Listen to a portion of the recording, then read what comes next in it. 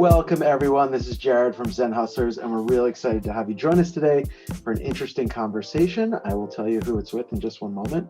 We are ZEN Hustlers, a free resource website for founders, entrepreneurs, Zen Hustler people who are trying to find balance on the edge. So what does that mean? In your personal life, in your professional life, how can you find more balance to allow you to be more productive, sleep better, be healthier, and be happier with the work that you do, and also in all the different relationships that you have at home and at work. So definitely head over to zenhustlers.com. You can join our communitas, which is a committed group of people who really believe in this mission. And we love to interview people who really live the ethos of the Zen Hustlers lifestyle. So not only are they super productive and they get a lot of stuff done, they really know how to take breaks, they know how to take care of themselves, and they know how to kind of pay it forward with the work that they do and all the different relationships. So without further ado, I'd like to introduce you to one of the founders, or the founder of the Burnout Clinic, Duncan So. Thank you for joining us, Duncan. Hey, Jared, thanks to be here. And I love the philosophy of ZEN Hustlers and super cool to be contributing to your community. Cool. Well, we connected a little while ago. When I saw what you guys were doing, I was like, what a perfect synergy. Burnout is such a common issue that we're going to address today. We're going to dive into that issue today. The term burnout, what does it mean? How do you address it? And how do you overcome burnout? And so we're going to dive into that. So tell people a little bit about your background and how did this thing come to be? Yeah, so sort of funny story. I mean, my background's actually in engineering. I'm a computer engineer by study. Spent just under a decade in corporate IT and burned out, obviously. There was a story there.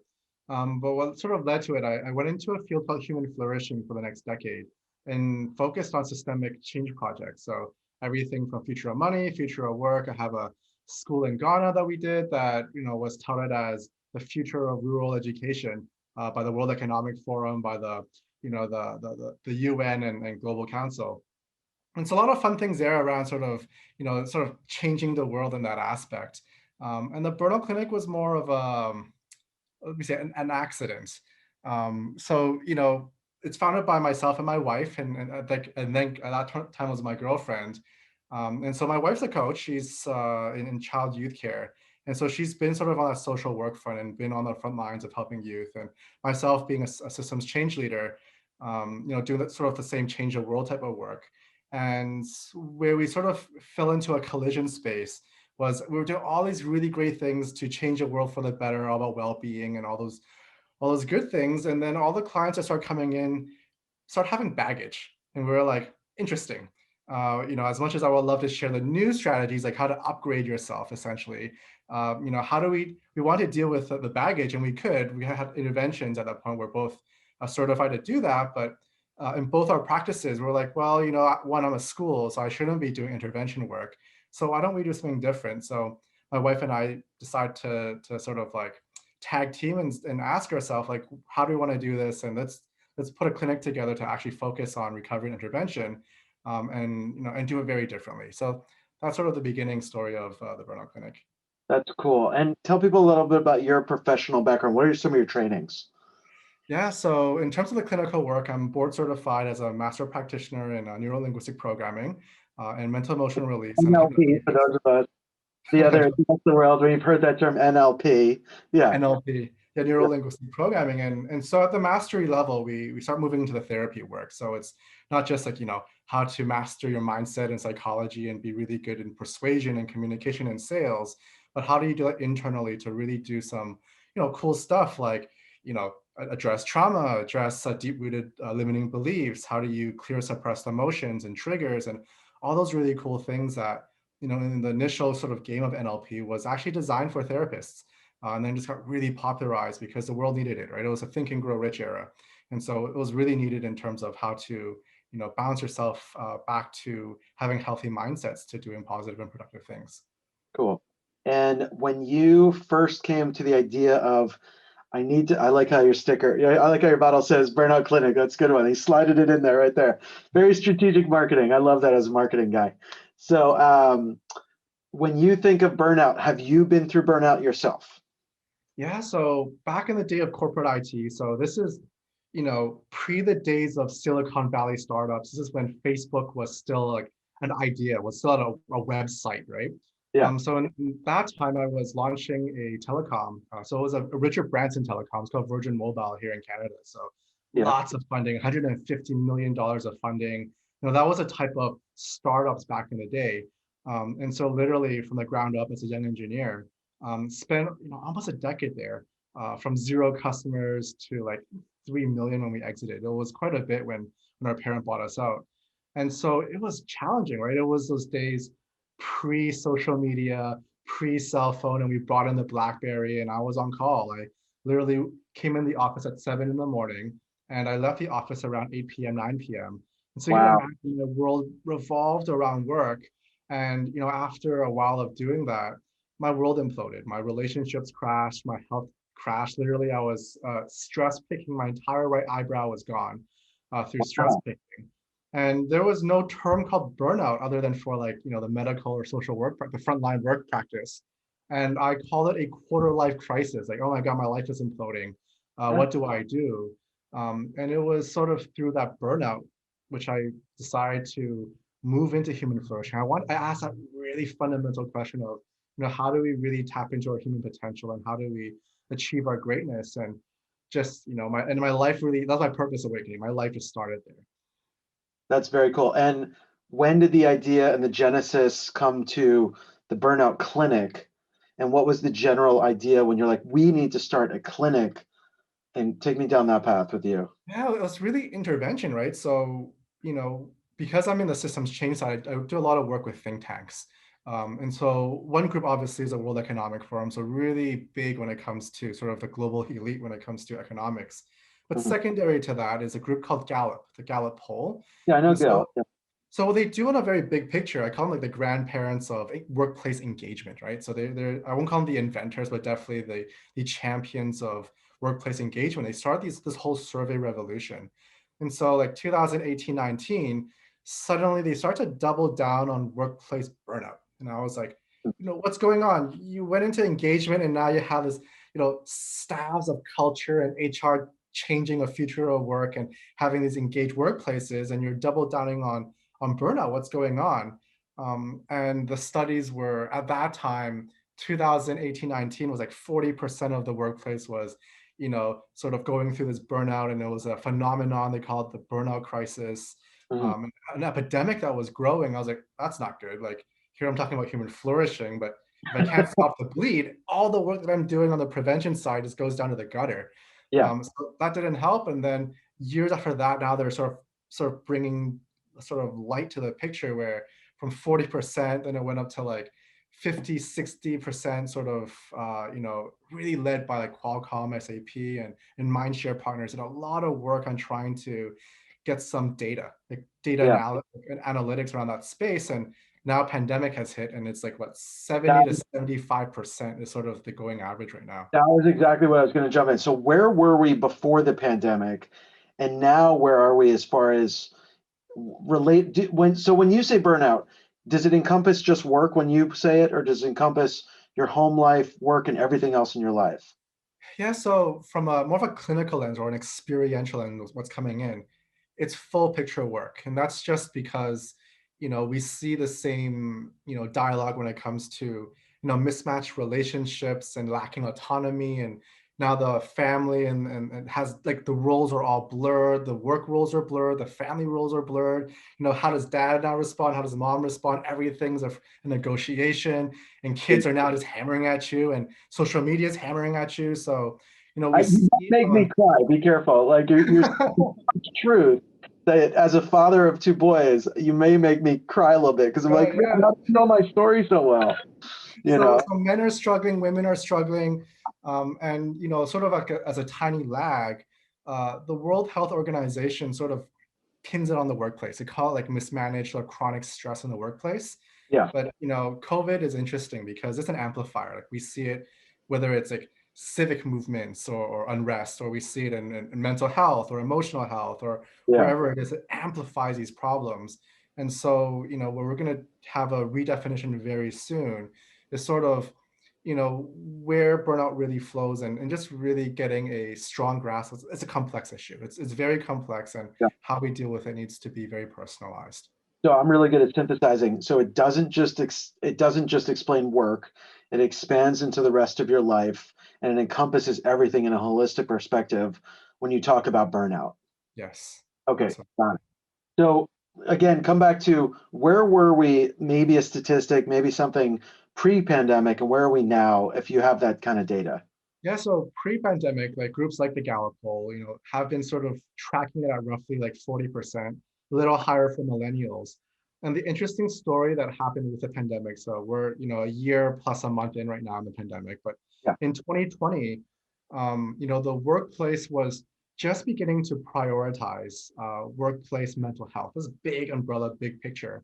Mm, And I don't want to alienate entrepreneurs, as entrepreneurs are sort of in that class of their own, right? Like they're just high complexity, dealing with full like breadth of strategy all the way down to tactical. So it's sort of been in the ethos of entrepreneurship just because we're always very nimble and agile. But you can almost imagine the workplace is like roughly 5 to 15 years behind. And mm, now the workplace is catching up, entrepreneurship and agility and flattening of organizations.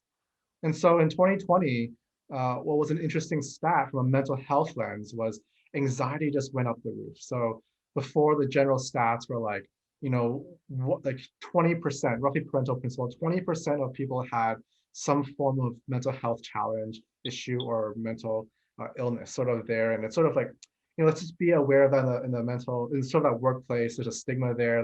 Let's help address that. yeah. Then the pandemic hit, and that mirror flip was almost like a polarization, and Wow. 80%. And that's just because one, you're in suddenly very comfortable work situation, and you're thrown into work from home. Now, for entrepreneurs, it's like that's me day to day, right? Like I have Yeah, to deal I with was that. already doing that. So that I fall into that category, and I was already doing that. So the work from home and the quarantines and those things didn't really shift that much. It was all the added elements of homeschool.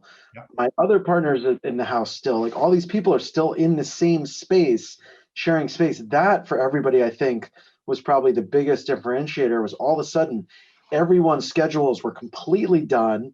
I had a great healthy schedule prior to COVID personally. That went out the window in March of last year, and it's been like a rebuild. It's almost like we went through an earthquake and everything got shook up, and we have to go like, okay, we got to rebuild. But how do we rebuild? Because what's the world we're living in to rebuild? And I think that's one of the other angles I want to talk with you about is we're kind of living in a new paradigm almost. It reminds me of Y2K and 2012 of the Mayan calendar shift, of a big, massive transformational shift. But it happened in 2020, starting in 2019. And now we're like, well, what do we value? And I think for me, that's been a big question of, okay, things are really different. And it really helps me figure out, well, what's really important? What do I value? And coming back to that as a center point. And I know we're kind of jumping into strategies for coping mechanisms, but for me, it's been like, okay, what's important here? Life is important, health is important, family is important, and everything else kind of was like whoop out the window. So have you felt a little bit like that through the pandemic? Let's talk about the pandemic for a little bit Yeah, because it's so the pandemic is interesting, and I'll call it to our fellow community of entrepreneurs.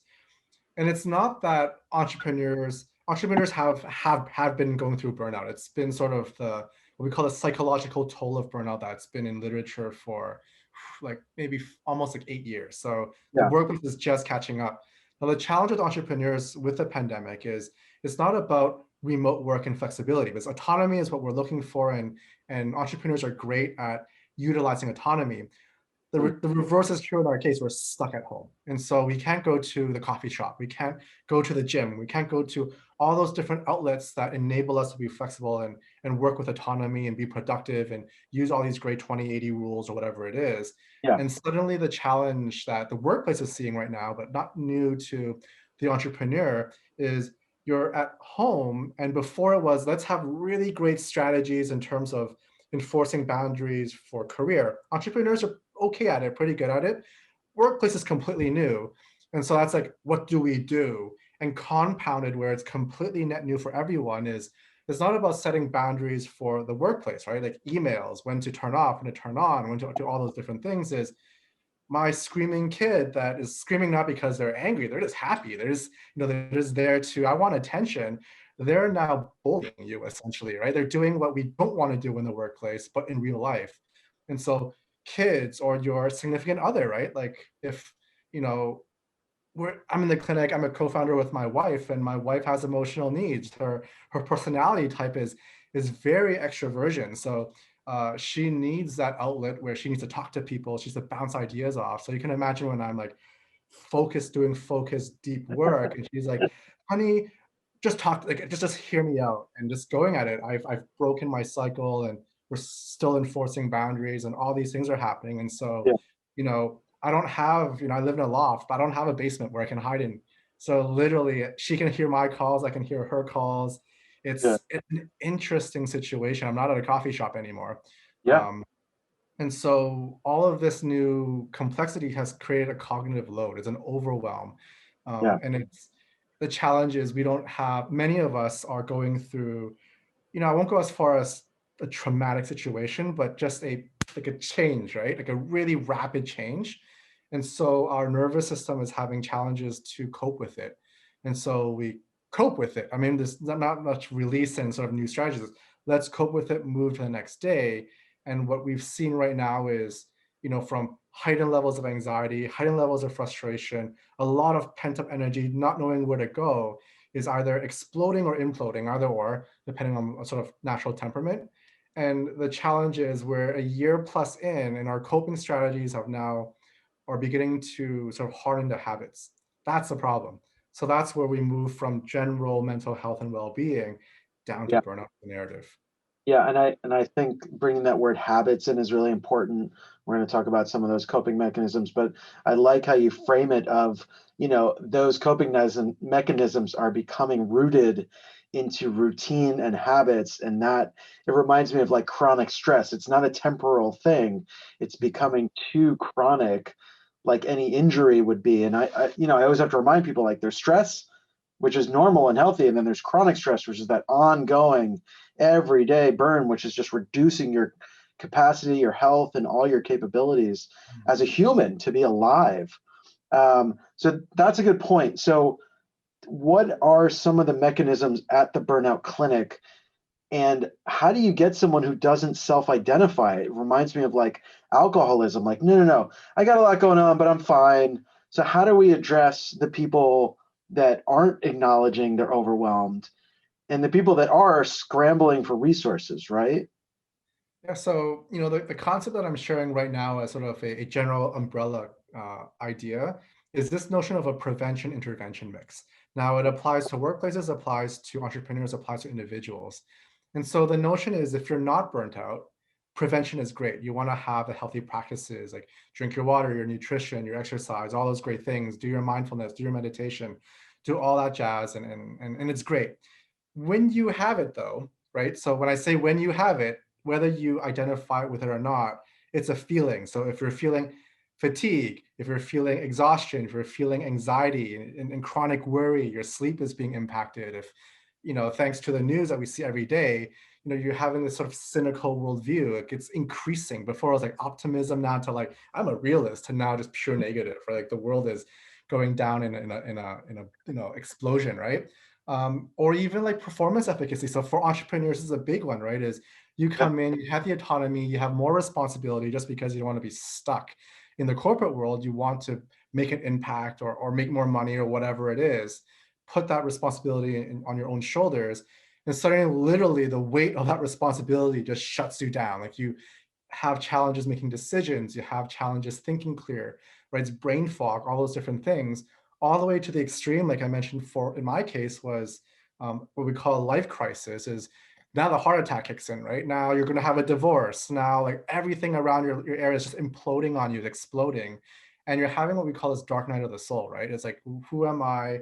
What's the purpose? Why am I here? Why am I, like, and it's just so existential that you're having sort of an identity crisis. And so those are all these different paths that indicators of burnout. And so the prevention intervention mix says, if you don't experience those, keep double down on prevention. That's, the way to go. If you're starting to experience that, it's a matter of early to late stage. And the only concept that people have to really know in terms of identification is what we call the point of no return. And so what I mean by that, and it goes back down to habits and why from a recovery strategy lens, the clinic does it in a very different way than probably 99% of the world when it comes to burnout, looking at burnout, is we know it's habitual. NLP takes it from the lens from your nervous system as, their beliefs, their suppressed emotions, their triggers, their memories, their values, or all these different things that are literally the software inside of you that expresses who you are. And when you're going through burnout, the challenge isn't that, oh, I can't willpower my way out of it. I just can't be more resilient or more tough or have more grit and cope, essentially, right? Is we can't help ourselves, right? If there is a drive of, I'm not enough on the inside, and you're an entrepreneur, for example, big one, right? I'm an entrepreneur. Inside, you have a I'm not enough limiting belief, and it just drives you to serve. You can't stop even though people are telling you and you're aware of it. Mhm. Or you have an inner conflict. Big one for entrepreneurs is, especially early stages, is, oh man, like when I'm doing well, it's feast or famine, right? Like as an entrepreneur, you can crush it, or there's times where I got to pay everyone out before I pay myself. It's the burden of a leader, right? Yeah. Compared to a workplace where you have a steady paycheck, yes, you don't have the uptake reward, but you have a steady paycheck, and you may have a significant other or kids or dependents or whatever it is. And the inner conflict is, should I stop my venture and go back into the work world, even though I know it'll crush my soul? That's a big inner conflict for entrepreneurs. And so it doesn't matter if you make that decision or not. You're literally you're in a decision paralysis mode because you're so drained by that tension, that inner conflict, that you can't go full all like, burn the boat, storm the island type of thinking when it comes to your business. And you're humming and hawing, looking at your exit strategy that you really don't want, right? So that emotional toll is real. And so when it comes to recovery, so that's sort of prevention intervention mix, we have 8 areas that we focus on. So let's cover big picture, and it gives everyone sort of like, oh, this is the roadmap sort of to go to. So the first one you mentioned, values, right? So personal values, and I'm not talking about like some branding exercise, like how to create your marketing avatar, right? I'm talking about like your hierarchy of values that you were imprinted as a child, that when you go through that hierarchy, your neurology lights up. Like you get excited, right? Naturally, intrinsically motivated. And this is all areas of life, not just career, right? Career is great. It's a prevention strategy for work values fit, right? Relationships, your health or whatever, you always want to be motivated internally and not require an external rewards. Yeah. Values, hands down, that's number one. Number two is what we call energy and priority management, which values plays a role as well.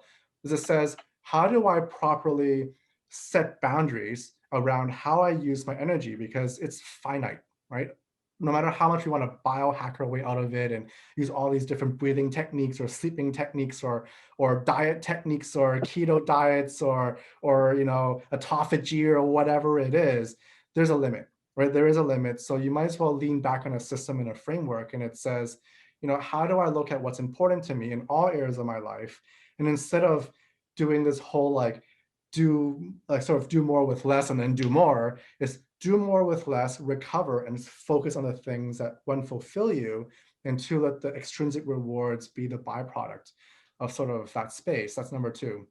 Number three is what we call state management, mental and emotional, right? So this is the stuff that you get into your mindset work, right? Where it looks at how do you audit your beliefs? How do you reprogram your beliefs? How do you look at what's driving you inside? You almost think of it that limits you, take that out, reprogram something positive in, and not through some sort of willpower approach. And secondly, how do you begin to release emotions, right? Or get into peak performance states? And so as an example, just a quick plug into the clinic, you know, different approaches to do it, like different paths to the same outcome. Using NLP and using mental emotion release or timeline therapy is what we use. As quickly as 20 minutes, we release a trauma or a phobia. So you can imagine when it comes to psychosomatic sort of emotional release work that people go through, you go through a a trigger of anger. You're stuck there until you run. Like, you can't be like angry and someone says, "Hey, Jared, you're kind of angry right now." And you're like, yeah, I know. Okay, calm within and everything's good, right? You know, your kids are running around and suddenly you're anxious. You got to play it out, and that can be very draining. And so our practice is fast. We clear those right out at the root cause. And so state management really key.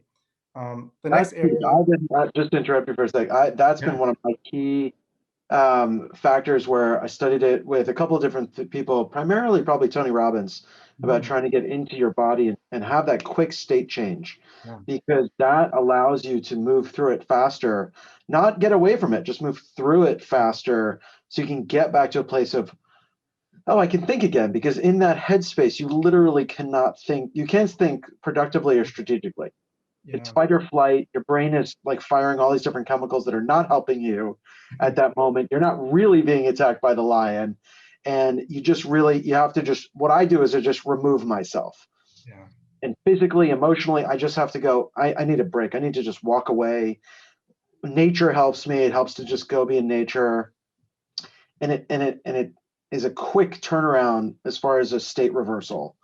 And then I can even just a few minutes now, I can just shift. It's not fully gone because there's that underlying kind of like trauma that happened from it. But you can get back to a place of, okay, at least I can communicate now. And I can think a little bit like, what was really going on in that conversation that got me upset? You know, but in the moment, we can't do that. I mean, that's been the fallacy of like, oh yeah, yeah, just, get over it. It's like, no, you got to go through it, figure out what the hell happened, and then try to re-strategize next time. Yeah, and I want just a quick add on to that is, Yeah, and it sort of goes back on to sort of a good segue into the next piece. But it's around willpower. And so, like Tony Robbins, you can do a state shift, and it's all about resilience. So resilience training is sort of the number one training now in terms of mental health in the yeah, workplace. Um, it's good. I mean, you'll have a hard life moving forward, but the challenge with resilience and willpower is something like burnout eats willpower for breakfast. Unfortunately, it's just the nature of burnout. If it was anything else, yeah, different story, right? If it's a mindfulness type thing, different story. Burnout, you're already fatigued and you're exhausted, and willpower can go in easily in two different ways. One is poor sleep, right? The second is blood sugar. And blood sugar can be everything from diet to stress to you name it, right? yeah, And so you can imagine the challenge of like, trying to use, and I love it. I love how Tony Robbins uses physiology because that's a really quick way, yeah, other than doing something, to move into a state shift. yeah, But if you're consistently triggered, like your kids aren't going to stop going, Dad, unless you set a boundary, until and they grow up. So it's going to become an ongoing, like how many times can you state shift until it just becomes harder and harder and harder, right? That's yeah, sort of resilience and willpower. And so, moving sort of into the next sort of area for recovery is around purpose yeah, and meaning, right? So entrepreneurs love, especially your community ZEN Hustlers, like that's when you got to do things with purpose and meaning in one specific state. And I'm not talking about some metaphysical thing, I'm talking about like an emotional state and a feeling is yeah. passion, right? So passion is a really, really, really great indicator to know that you're on track. And the good news about passion is it's high octane fuel, I call it. You can last a bit longer, go It's so through funny you said that. I was grind. about to call it, it's rocket fuel, but Yeah. it's not the engine and it's not all the other components, just the rocket fuel part. Right. And so the thing with passion is it allows you to be more resilient, more grit, more Yeah, tough. And that's what entrepreneurs and change makers need, right? Because yeah, you're literally intentionally hitting yourself against the wall. It's not some like easy peasy, let me just go through A, B, C, D, E and call it a day. Um, and so the good news about that is passion is an amazing fuel. At the same time, it doesn't mean it's like a get out of jail free card. yeah, Eventually, passion would get you in a burnout. And you'll know because you're essentially, if that's your go-to state, once your passion dwindles, your interest dwindles, and what you love becomes more of a nuisance, then it's not to like reinvent the wheel. It's just, hey, take a break. Like that's it. Like that's so easy compared to everything else that we're going to deal with is I'm in passion mode, not in passion mode, take a break, right? yeah, Really easy sort of step to go to. And yeah, obviously finding purpose and meaning is a whole, skill in itself. And the next piece is what we call like navigating collective belief systems. okay, And this is really important, especially for your community, is you want to make change, you want to create a business, you want to add value to a specific community. If you don't know the collective thinking, so you have values, that's personal values, And Mhm. then what are the collective beliefs that surround that? For example, and I love this in the change making spaces. Somebody says, I want to change how it'll reduce crime rates in this area because if we introduce entrepreneurship in this space, people can commercialize, gain their freedom, all that type of jazz. Life Yeah. will be well. And so there's a really great story where there was a project that did that. They went in, they taught all these at-risk youth and those who are thinking of going into crime to just basically commercialize and be like entrepreneurs. Did that, by the way, finish the frameworks to then have the same collective group decide to bully them and use crime as a way to say, hey, I'm going to take a fee for you to operate here, for Wow. example, which is like, wow. So you can imagine you don't know sort of the ecology or the environment you're in. You're up for a lot of energy, sort of not just wasted, but spent, and then you're in an uphill battle. And That's what you don't want to do. how do you get a sense of what that collective mentality is? Is it surveying, interviews? Like, how do you get some sense of that? Yeah, I have a whole program on that, but Okay. literally, it's And how basically do you around the get- notion that there are school patterns of thought, and there's enough um, repetition in these or predictability in these patterns that sort of what the strengths are, what the weaknesses are, where it tends to go, what are lessons that need to be learned, and sort Okay. of getting there, you sort of get the whole stream of consciousness essentially, right? Where people's thinking are at and where they'll get locked into, right? Yeah. And so really important if you want to recover from burnout and not cope is understanding that really gives you a leg up. And sort of the last area that I want to cover is, and this is more like, but it flows into your community is what we call, you need a sense of philosophy, right? Especially when it comes to whole well-being. For Hmm. Zen hustlers, it's Zen, right? Because Zen has a philosophy around it. Yeah. It could be Ikigai, it could be like Wu Wei, it could be Fika, it could be Ubuntu, it could be whatever it is, right? It's, find a philosophy that has a holistic, integrative, whole person view, which goes into those value systems, right? And that's going to be super helpful when it comes to helping you guide towards new behaviors and practices moving forward in your recovery.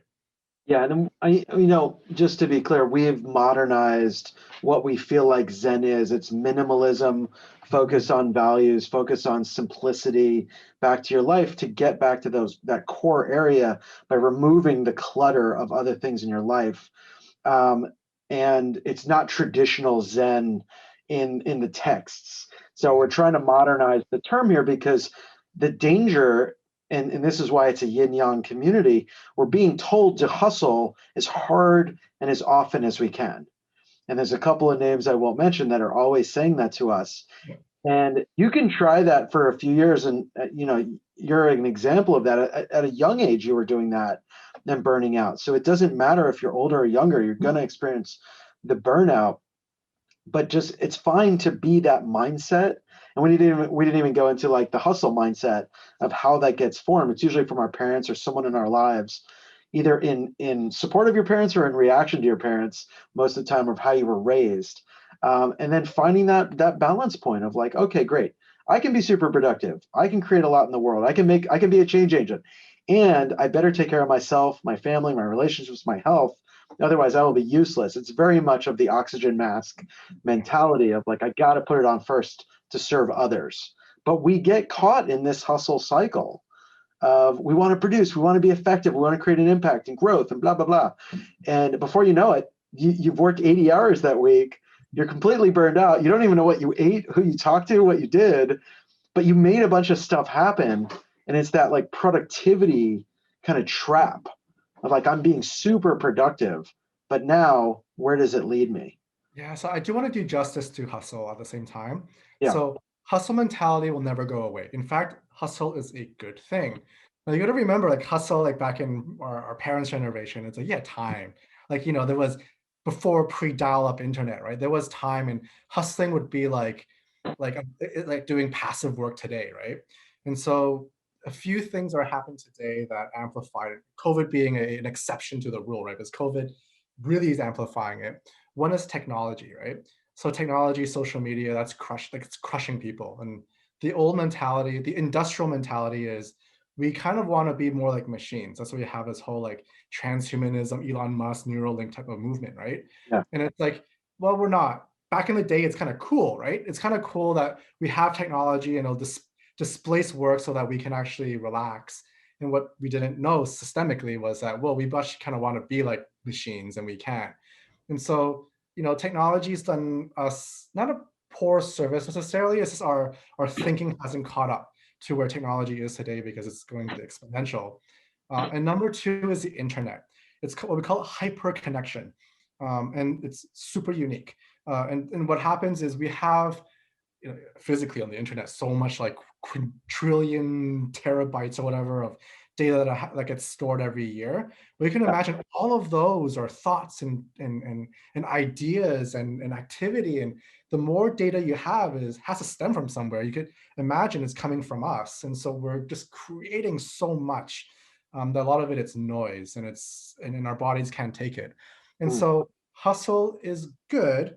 And being aware that there are things in play in 2021 that did not exist 100 years ago or 1,000 years ago or 10,000 years ago or however far like our whatever we've dug out of the ground, right? So like you said yourself, you're sort of reintegrating and re-updating sort of Zen and all these old philosophies to something that's modern, right? That takes into account to all these different, things that we see today.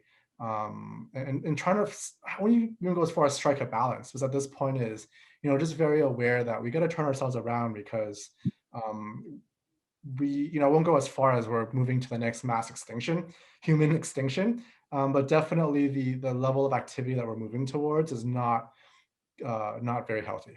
Let's put it that way. Yeah. So let's talk about that for a sec. So what are some simple things to help people get started the journey? Obviously, I'm gonna put your website up during this, theburnouttclinic.com, and allow people to get involved and kind of learn more.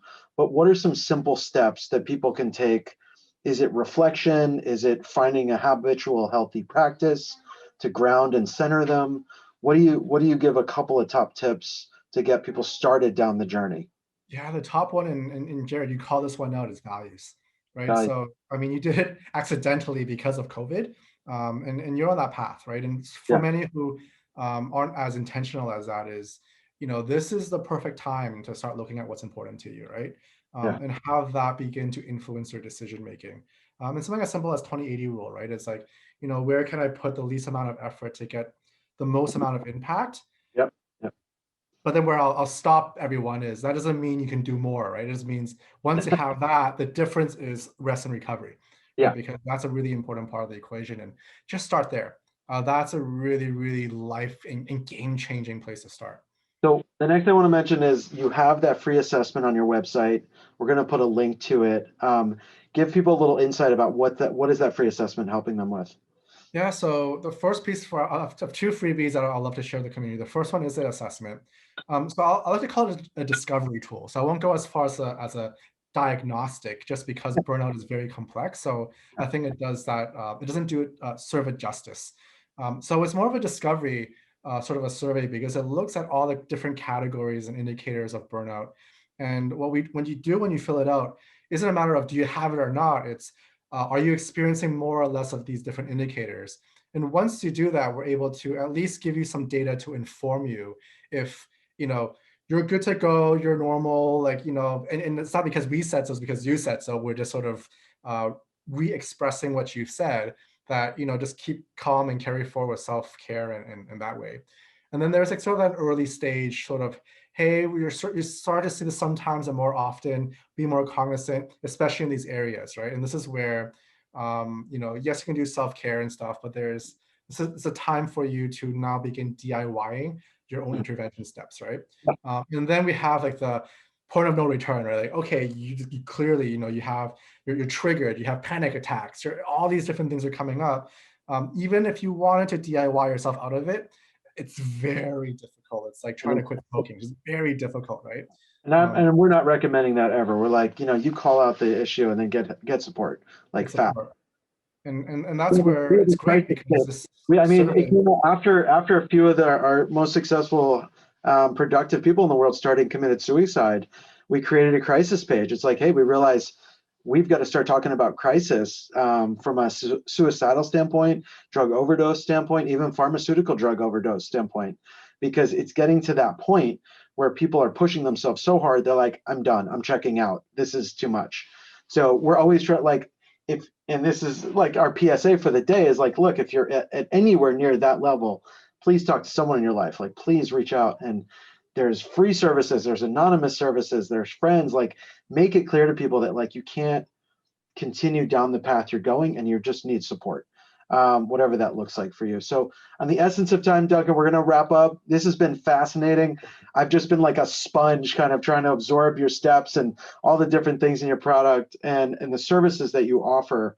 So we're going to put a link to your services. It's been so exciting. Any last words you want to leave people thinking about? Yeah, so I mean, we are in a very unique situation. So in terms of the pandemic, so don't, you know, it's going to be normal to cope, but there will be a point when you just put on your back burner, right? There will be a point where it's like coping isn't a strategy, Yeah. and there'll be a time, and it may not be now. So I just want to be sensitive with that. It may not be now, but just put it in the back of our mind. If there is one sort of minor tip to put in there is there will be a time for recovery, and so set those boundaries for yourself now, right? And when you cross those thresholds, take action on that recovery. Awesome.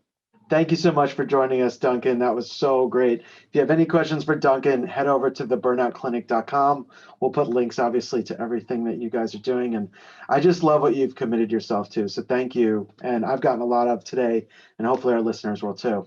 You're welcome, and thank you as well. As we know, folks, burnout's real. Stress and overwhelm are real. We heard it here today from the expert.